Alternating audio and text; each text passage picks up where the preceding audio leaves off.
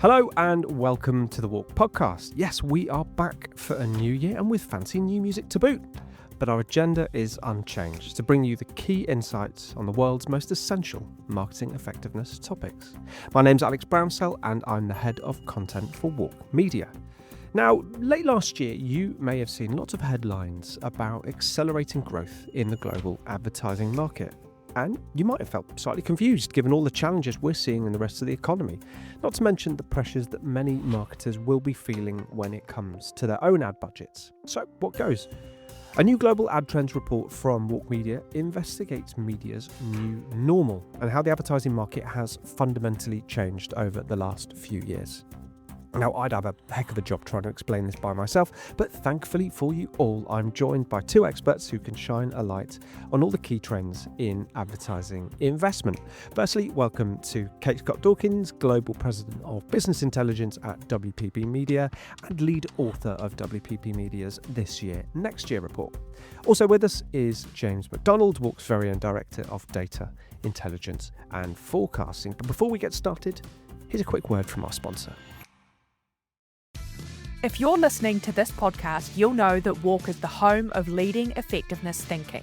And now we're teaching you everything you need to know about the fundamentals of strategy. WARC Strategy Fundamentals is WARC's new digital course for junior or entry-level strategists. You'll learn from award-winning case studies and hear directly from top strategists and WARC's own experts, giving you the latest industry insights alongside proven, practical frameworks. Sharpen up your skills to excel in 2026 with WARC Strategy Fundamentals. Available now at warc.com/learning.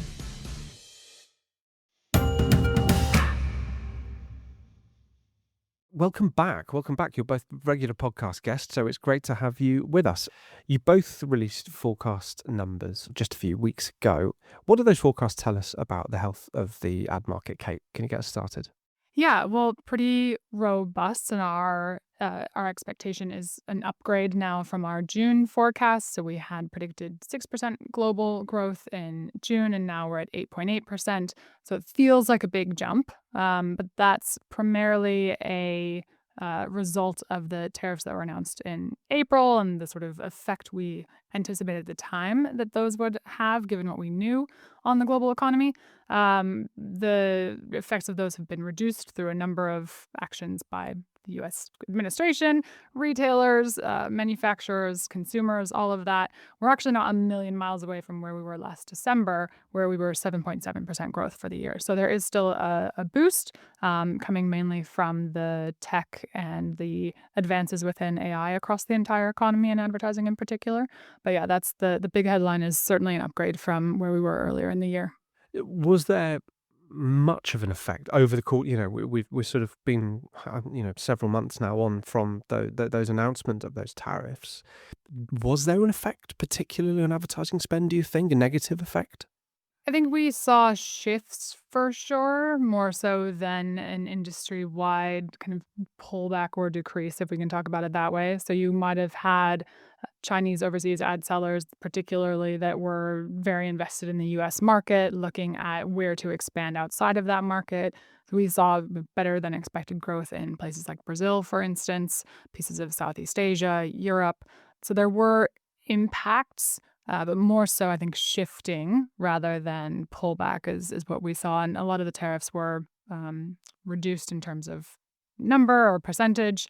And we saw, pull forward in terms of retailers buying inventory ahead of the impacts. We saw manufacturers sort of taking more of the hit themselves before passing on those price increases to consumers. Now, we are expecting a deceleration in growth this year. That may be more so because there's a bit of a hangover. Some of those price increases may still flow through in 2026. James, we ended up upgrading, I believe, our forecast, or at least our forecast for 2025. What are you seeing as we kind of move into 26? Yeah, so we've upgraded our forecast across the board, both our estimate for 2025 and also for this year and indeed next year. On the surface level, things are looking good. Average growth over the forecast period is roughly high 8%, whereas prior to the pandemic, it was closer to 3%. So there's definitely been a structural shift in the market. But that growth is being spread unevenly. And much of that money is going to large tech platforms and being concentrated within that sector. That's creating a flywheel effect. So these companies have more power, a better position to develop tools that can attract more business ultimately. So, for example, Meta is spending about 30% of its revenue back on R&D each quarter, and that drives this flywheel effect to attract more advertising business and help sustain growth in that quarter of the market. Those three companies account for about 60% of all advertising spend outside of China, and that portion is growing, and we expect it to continue to grow over the forecast period. Yeah, well, look, we're definitely going to come on to AI in a bit. But Kate, in the latest this year, next year, you talked about, I think, about a sort of K-shaped economy and haves and have-nots. And is that something we're seeing both on the buy and the sell side? A little bit. I think it's definitely noticeable on the consumer side, and there's been some great data that's come out recently. Moody's recently said, and even, well, the top 10% of households in the US now account for an even closer percentage of 50% total consumer spending in the US, with the other 50%, of expenditure coming from 90% of households. So that looks very different. And I think we're starting to hear that influence more and more in other markets as well, not just the US. So this is an expanding sort of issue or factor. I think it's not quite the same in terms of advertisers. I think sometimes we will see there is still a significant amount of growth coming from the largest brand advertisers, although as a total of the market, they do not make up the majority. So we talk about the top 350 brands and large marketers accounting for just 25% of total ad revenue globally, with the other 75% being made up of the larger direct advertisers, some of those Chinese overseas ad buyers, and then small, medium-sized businesses globally as well. So it is also uneven, but I think a good distinction to make. Now, K-shaped recovery means that there are different risks that could impact each of those different consumer groups that we're watching out for in terms of advertising. And it's something that I know advertisers are very clued into, because increasingly in their earnings calls, they're talking about, well, we have a premiumization strategy for those consumers who are willing to pay for premium products and goods and innovation. And we have sort of maybe more of a value-based messaging that we have to deliver for other consumers in the market who are feeling the continued kind of sting of inflation and the price of essentials in their wallet. And so when we're thinking about downside risks to the future of this industry and spend, we're looking at maybe for that top 10% of households, it might be more of an asset price shock, right? If the market were to suddenly go down and they don't feel as good about their stock portfolios, maybe they pull back in some of their discretionary spending, versus for the other portion of the market, I think it would be much more likely to be as a result of a labor shock. For instance, if unemployment were to skyrocket, we would see pullback from that side of the market probably quite quickly. There's just less buffer in that group in terms of financial health. It's such an interesting topic. It's something we've talked about at WARC in our most recent Marketers Toolkit report, the vanishing middle, and this is a global trend that we're seeing. And do you think that is key in perhaps why we've seen slower spend among, you talk about the sort of the biggest 350, I believe, advertisers globally versus the sort of long term, obviously, over the 75% of the market, there's going to be peaks and troughs, but that trouble in the middle, is that one of the reasons maybe why we've seen slower growth in spend among larger brands versus the rest of the market? I don't know that necessarily we've seen slower growth from that set. Maybe sector to sector it looks different, right? So CPG has been on quite a good bit recently in terms of looking at inflation-driven price increases and revenue growth that then led to advertising expenditure growth. I think that sort of pullback in 2025 is more of a normalization trend for them. Auto outside of the Chinese OEMs probably a little bit challenged, but the Chinese OEMs are certainly growing their spend significantly. You have channels like tech and financial services that are also growing revenue quite substantially, and therefore, we expect growing advertising expense behind that as well. So I don't know that I would necessarily agree with the premise that, like, on the whole, large advertisers are growing more slowly than kind of the average across small, medium-sized businesses. Okay, no, that's a very fair point. And actually, James, there was one of the charts I think you produced for the forecast, which I really enjoyed, which looked at the compound annual growth rates at a category level, and it seemed to sort of show that the growth in particular, or the faster growth, has been more within sort of retail and product brands, and less so on the services side. Why do you think that is?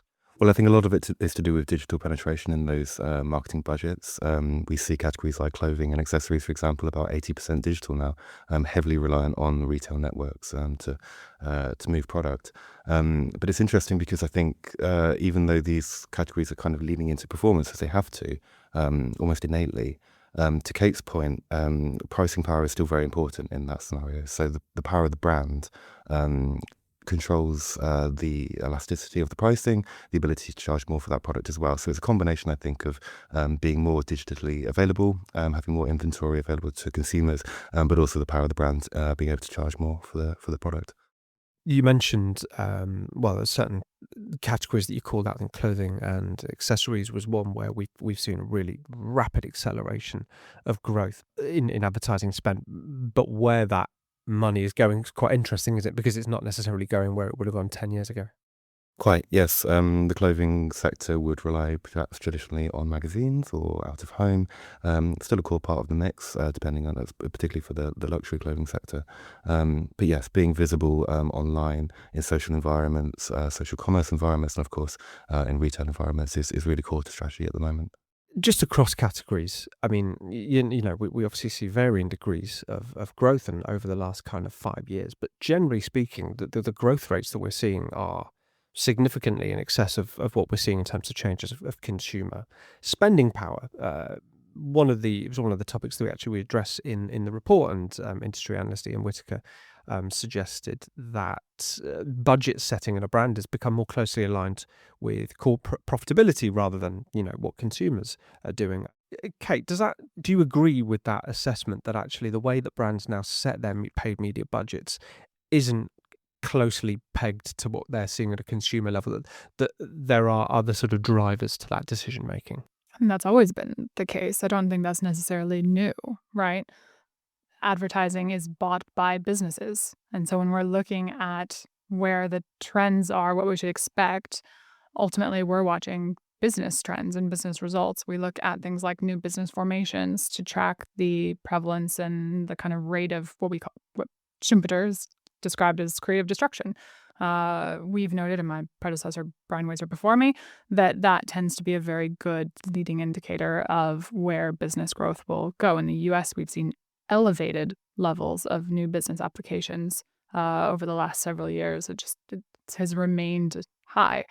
And if you think about how a lot of marketers set their budgets, to your point, they will have an idea of a percent of revenue that they want to spend on advertising, and they will make adjustments to that potentially. 6%, are we going up or down from that next year, right? Versus looking at things like consumer sales, and they're using advertising to drive that, right? So that's expected to be ideally the result. And historically, looking at things like consumer sentiment has been a very poor indicator of advertising growth, or indeed even consumer spending often, because what people say or how they say they feel isn't always mirrored by their spending behavior. No, that's interesting. I mean, and it's other economic indicators though as well, that advertising doesn't seem to sort of have the same relationship with things like GDP. James, you pulled this data for us that we included in the report. I mean, does this matter that advertising doesn't behave, or advertising spending growth doesn't behave necessarily the way it used to, and the way it used to be a little bit more closely pegged to GDP? It means old forecasting models have to be adjusted because that input is certainly less reliable online, and that's the impact of globalization. Historically, the media sector was pegged very closely to a local economy. It would put into that economy, and there was a clear relationship. Now people can advertise across borders very easily. And so where that money is distributed is uneven, and I think that's why we see that disconnect. I think interesting, last year we saw that legacy media fell by 1.3%, and the total amount spent on legacy media in 2025, 322 billion by our measure, was exactly the same as what was spent on social media. So that's a bit of a shift, and it speaks to that disconnect, I believe, in putting back to the economy of a market. If you look at the importance of advertising in the global economy, it's only increased, right? So if you look at the top 10 largest companies by market cap, handful of those all sell advertising, either as their main source of revenue or as an additional source of revenue. Alphabet, Meta, Apple, Amazon, right? And increasingly, it is being used as a subsidy for services that people use every day, like their email accounts. And I think potentially we may see that element continue through AI and AI type services like chatbots and those interfaces as well. Well, that is a perfect segue for us to move on to AI, and I believe it's one of the sort of big drivers that you cited in the most recent this year, next year, as being behind some of the accelerated growth that we saw at the back end of 2025. What is it about the AI rush that is kind of helping to fuel advertising spend growth? There are a couple of facets to that. I think it has been I think most people would agree, the key driver of U.S. GDP growth this year. There have been a number of studies on that. So that doesn't necessarily directly impact advertising, but I think it adds to a feeling of growth and well-being in the economy that advertisers may pick up on and feel more secure in terms of increasing their ad budgets. In a more direct sense, I think we've been hearing more anecdotally and seeing in results the application of AI in advertisers, where they are finding cost savings, efficiencies, sometimes in marketing environments, sometimes on the factory floor or in their product innovation and development. And in some cases, those savings are being reinvested into brand for those advertisers that understand it's a driver of top and bottom line growth. And then thirdly, there are just new advertisers, new categories of advertisers that have come into this marketplace. We're calling them AI endemics. This would be big names like OpenAI and Anthropic starting to advertise, brand new advertisers to the industry. And then there are loads of these smaller businesses as well. Maybe they're offering sort of GPT wrappers, as you would call them, services to consumers or B2B services, and advertising on search on these platforms, primarily digital, again, going to a lot of the same places that large brand advertiser spend is going. I was going to ask you, do we have any sense yet of how those AI endemics are behaving as advertisers? Does it look vastly different from what we've seen before? I'd say what's interesting is that in the last round of this, if we think back to sort of the run up to 2019, we had a lot of digital endemics at that time, the Ubers, the Airbnbs of the world, the Pelotons, which really started on digital platforms. And then sort of only as they really grew and matured into bigger ad budgets, then they started advertising on TV. What I think is fascinating is that OpenAI started with a Super Bowl commercial this year. They were straight into TV. They understood the impact that delivered, not just in terms of convincing consumers, but probably also convincing policymakers and other people for whom their brand had to tell a story and come across a certain way. Anthropic, I think, similarly with video advertising very early. So that is actually a key difference, that those marketers already understand the importance of that as a medium and of telling a brand story. Yeah, it's interesting, isn't it? We think, I don't know, maybe that's just sort of lazy assumption that they would just absolutely double down on performance media, but they understand the power of brand building. James, what sort of impact are you seeing from AI in terms of the ad market? So we're considering the impact of agentic AI on various sectors. We think that will impact differently depending on the sector. So there are a number of key factors at play at a sector level that will influence that. Things like the decision complexity. Am I buying a house or am I buying a sweater? Some things can be automated far faster. The transactional value, the frequency of that purchase. So all of this will kind of feed into the speed at which agentic AI penetrates into different sectors. But we're certainly seeing the surface influence happening already this year and will continue to happen over the forecast period. That sort of relationship with commerce, I think, is an interesting one. And Kate, your study it suggested, I believe, that commerce media has overtaken television in terms of the scale of investment. What does that tell us about the way that brands are approaching this convergence between, content and advertising and commerce? This is a fascinating dynamic, right? So yes, last year in 2025, retail media and more broadly commerce media overtook total TV, so linear plus streaming for the first time globally, and in certain markets like the UK, not everywhere, not in the US where TV is a much larger share of the budget.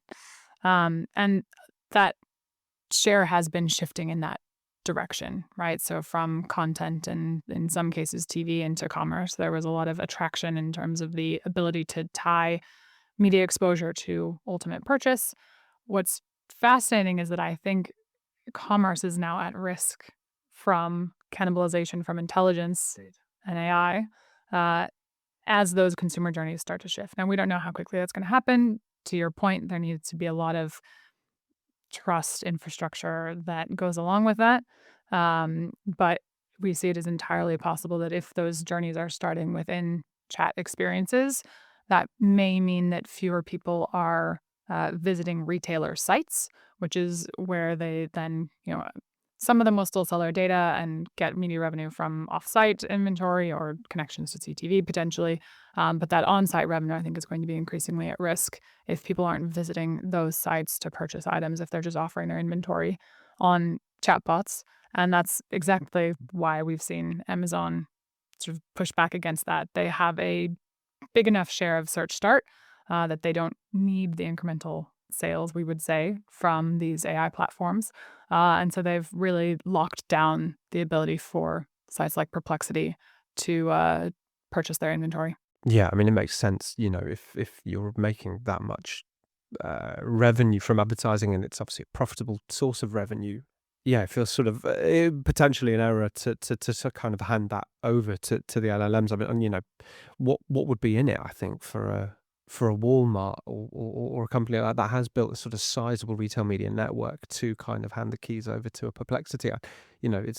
So we'll see what happens over the next couple of years, I guess. Well, Walmart, interestingly, has entered into a partnership with OpenAI. They are, I think, insulated for a different reason, which is their share of brick and mortar sales. It is still very important for manufacturers, CPG companies, to maintain relationships and maintain some kind of advertising budget with Walmart just off the back of their share of sales with that company on more of a brick and mortar basis.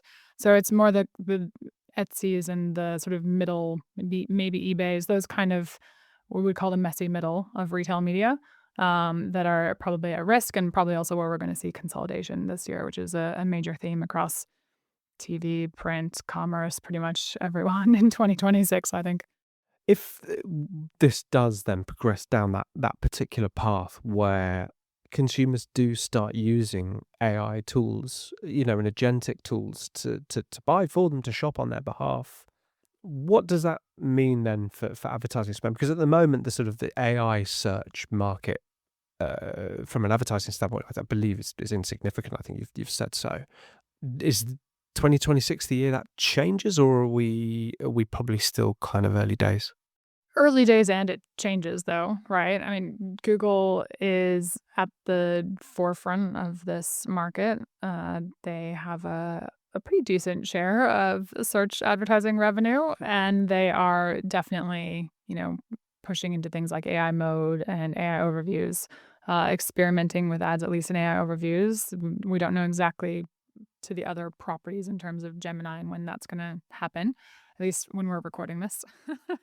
So I think we'll definitely start to allocate some of that revenue into like an AI or intelligence revenue aside from traditional search.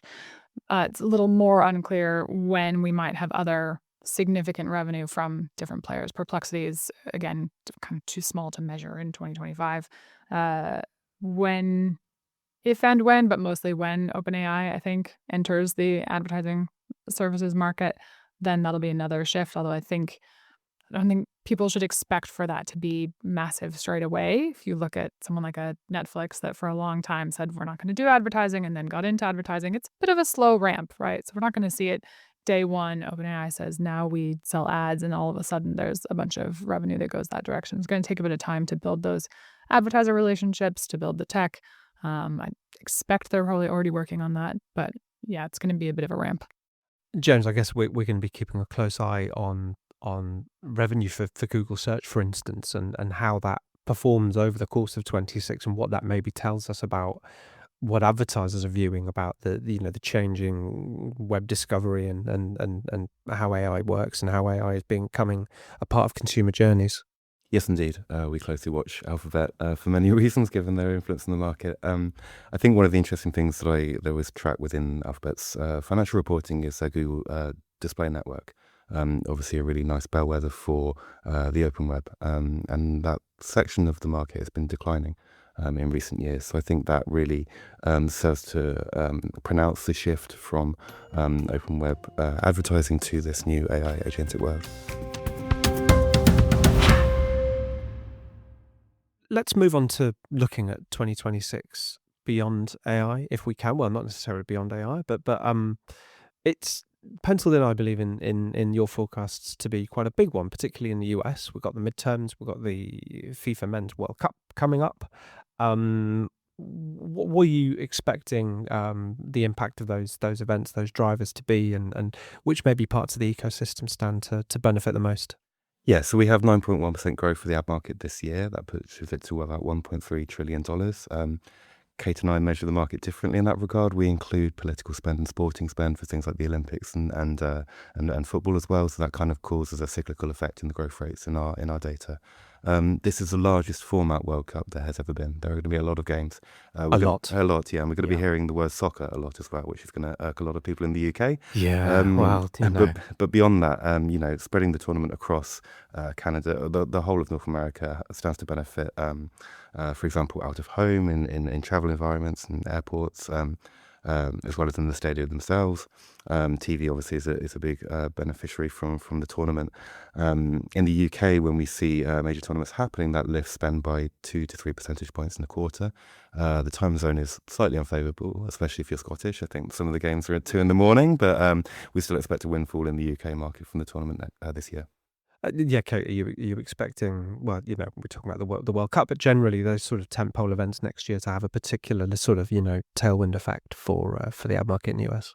Yeah, and our forecast does include the impact of sports, but not political. We're still better than 7%, so it's a decent amount of growth, although not quite as heady as the 12.5% last year in 2025. And the impact from political alone we're anticipating is better than $12 billion. So it's a massive, it's bigger than entire markets like Spain and Mexico, if you want to put it in that context. So yes, expecting to see a boost from both of those things. What's interesting is that when you strip out political, some of those channels can look worse off. So for instance, a local TV where they are ingesting a lot of those political ads and you get crowd out. If you exclude political, they look worse off in those years. So it's, a balance of trying to understand the underlying trends. But yeah, TV and out of home, as James said, are going to be the biggest beneficiaries and to the rights holders specifically in each market. And on a personal level, you're very excited about the World Cup coming to the States? More excited about the Olympics. As a former Olympic hopeful myself, not winter, but summer, that is my jam. So yeah, going to be enjoying winter this year and then summer in LA, also hosted in the US, which is a big boost to our forecast for that year. Summer. Well, yeah, let's go beyond 2026 then. And I know you both look as far as you can in a sort of credible manner. What is the prognosis for the ad market, James? As we it's crazy to think, but as we flip into this, the latter half of the 2020s, and towards the end of the decade, what do we see, and what do you think we can expect? Always cautious when approaching long-term forecasts because if you think about what's happened in the last 5 years alone, there's been a lot of upheaval, a lot of change in the market and the dynamics. So I'm not going to bet the farm on what's going to happen in 2030. That said, I think we can probably see more of the same, dull though that sounds. But to Kate's point earlier, there is some fragility in the underlying dynamics of the market, particularly if there were to be an asset shock or the increase in consumer debt. If that were to tip over, then that could instigate a shock to the market, which would have repercussions. And that's before we even consider growing conflict in Europe and beyond. So don't want to end on a downer, but there are myriad factors that could impact the status quo at the moment, but our forecasts assume continuation of current trends. You seeing the same pattern, Kate? Yeah, roughly similar, pretty good growth through the end of the decade or through 2030. I will say one of the things that we are looking at now and releasing some more information on around about the time this probably goes live, is whether that we're going to see some shift in the kind of gatekeepers, aggregators, the companies that are benefiting, especially in this new AI era of advertising. So looking at, companies that have data assets plus the AI tech and infrastructure and algorithms, plus the mass distribution to consumers, plus probably some content and some commerce activity. And that picture could look a little bit different. It's interesting. We've done some kind of ranking and scoring of companies like Alphabet, including Waymo, right? Because these companies do have assets beyond what we would traditionally think of as being related to their advertising businesses. Apple, OpenAI, even some of the hardware companies like a Xiaomi, which actually is now in the top 25 sellers of advertising. They have a decent sized advertising business that's come up very recently. And so looking at all those companies and their investments in AI and how they could stitch all of those products and services together to be sort of, again, these power companies in the future of advertising. That's so interesting. And yeah, obviously we are going to expect a huge amount of the growth around AI. And if you're not necessarily in that big tech world, some of the more traditional media owners, is there much cause for optimism over the rest of the decade? It's a good question. I think it points to this cycle that we've seen over decades of aggregation and then disaggregation and then aggregation. And so I'm just thinking this is, the streaming era has been sort of disaggregation where individual media companies have had these direct relationships with consumers, and whether we may get back to another aggregation period where it's maybe some of these hardware portals or AI companies that are sort of using agents to help decide what to watch. And those that own the content and the AI agent may end up doing well out of that. So yeah, I don't know, right? Whether they go back to being more producers of content, less on the distribution side. Would you agree, James? My glass tends to be half full, so yes, I would agree.